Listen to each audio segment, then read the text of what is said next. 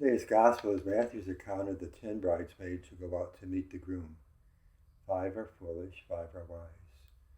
The wise bridesmaids take enough extra oil with them in case the groom is delayed, and the 5 foolish ones do not. And when the groom is delayed, the 5 wise bridesmaids go into the feast. The foolish ones have to go off and buy more oil, and they're shut out. It's kind of important that from the very beginning, Matthew tells us that 5 are wise and 5 are foolish, because you can't tell by looking at them.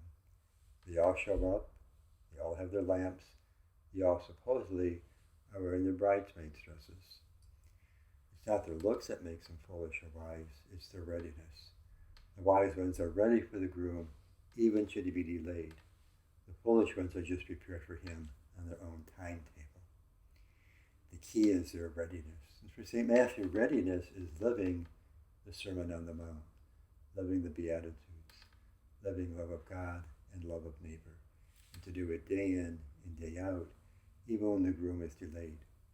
It's one thing to be a peacemaker for a week or two, but to be a peacemaker over and over again as different hostilities enters our life is much more difficult. It's one thing to be merciful for an evening or two, it's kind of pleasant actually.